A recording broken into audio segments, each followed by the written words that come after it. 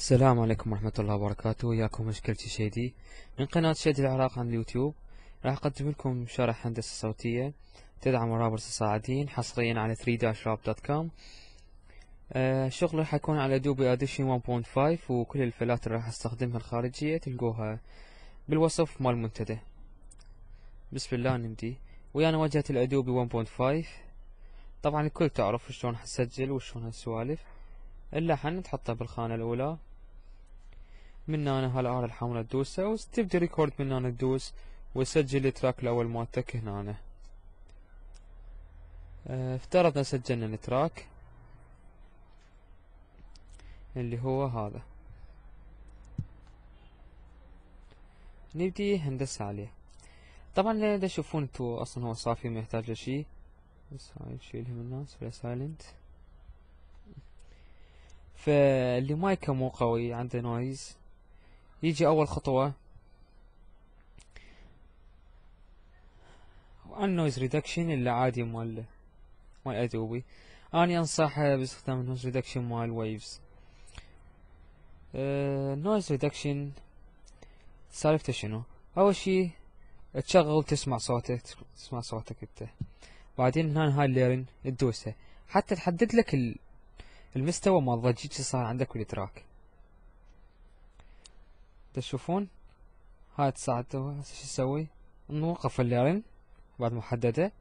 هذا الخط الابيض تشوفون ثاني الخطوط اثنين فوق الاخضر والاحمر دي عبرنا، فنصعده الابيض بحث هكذا.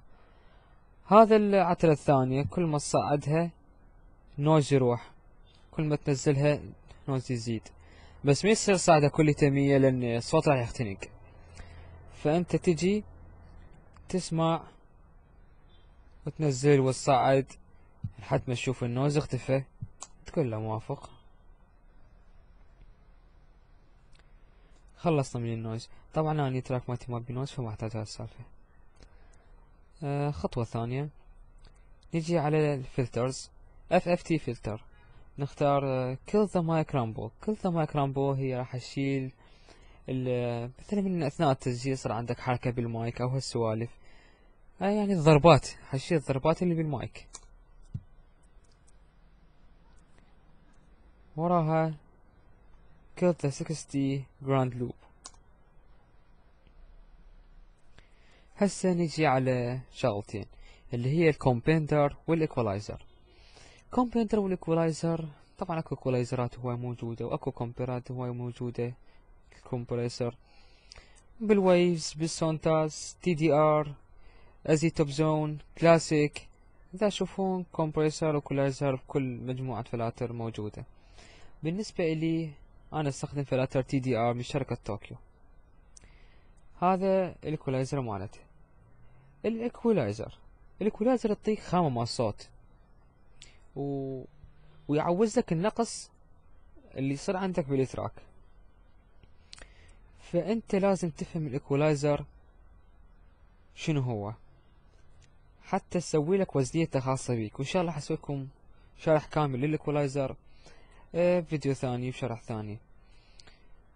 المهم هذا الايكولايزر سليك اي كيو من شركة TDR طوكيو. بالنسبة للوزنية اللي اختارها اني دائما هي هاي. اللي يحب يستخدمها وزنية حلوة هي، واللي يحب يسوي الوزنية على صوته كله موافق.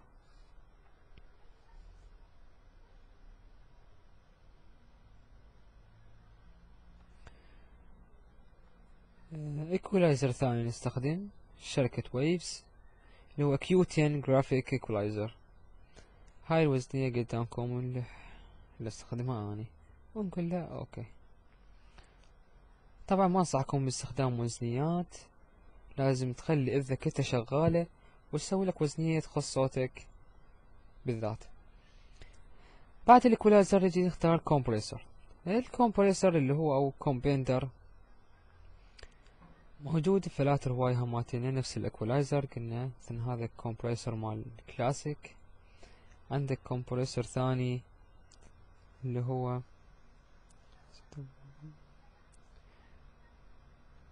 كومبريسور من التي دي ار، كومبريسور ثاني،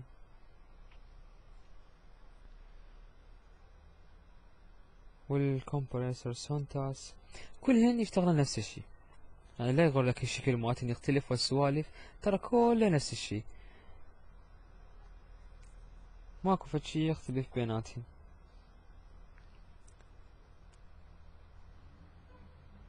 كومبيندر بالنسبة لي أنا أستخدم الكومبيندر الأساسي مال أدوبي اللي هو دايناميك بروسيس.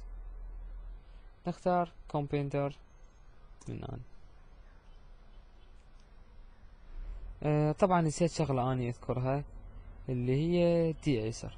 الدي ايسر هو فلتر يشيل لك الحروف الحادة مثل الصادات والسينات والسوالف. هذا شو تستخدمه؟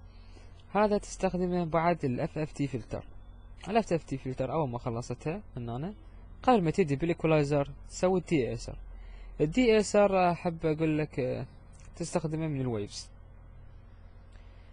عندك هاي العتلة تشغل الصوت مالتك وهاي تنزلها. حاول هاي العتلة ما تخليها تنزل اكثر من 16، انا احصرها بين الصفر وال16 لحد ما تشوف الصوت ترتاح بيه انت وطبقه.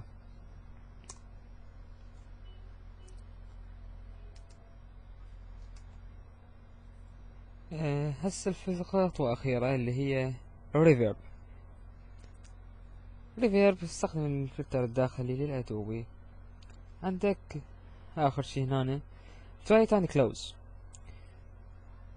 700 الأولى تسويها 500، 1812 تسويها 200، وتوكل على الله.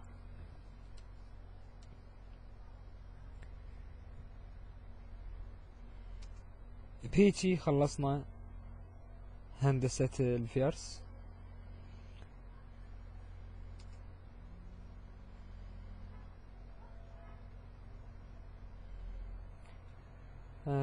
طبعا حاليا بهالوقت نسجل فيرس، سجل طبقة جوا اللي هي الباقات. الباقات ان تكون شنو؟ تكون مثلا ولو هي مختصصة بهالدرس تسجل نهاية اللاينات، مثلا اللاين الأول قلته، اللاين الثاني سجل آخر كلمتين منه، أو يسموها إسنادات أو باقات، وتهندسها نفس الهندسة اللي هندسناها هسه، لكن توزعها يمنى يسرى. خلينا نفترض إنه هذا هو الباقات أو الإسنادات، هذا واحد، هذا اثنين،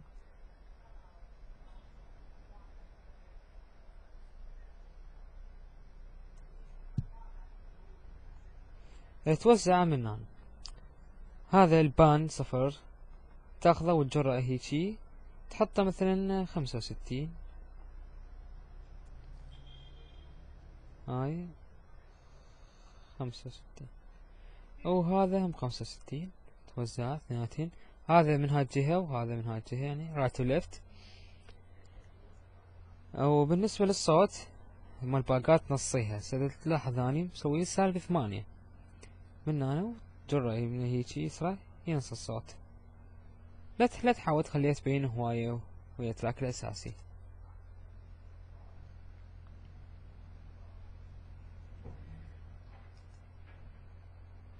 وبهيجي خلص شرحنا اليوم للهندسة الصوتية حصريا على 3-rap.com. من قبل مشكلتي شيدي قناة شيدي العراق على اليوتيوب، سووا سبسكرايب لايك للتشجيع. ان شاء الله ننزلكم شروحات ثانية تخص فلتر كومبريسر، فلتر ايكولايزر، راح تكون تفصل الفلتر كاملا، تعلمك شنو وظيفة كل عتلة بالفلتر. السلام عليكم ورحمة الله وبركاته.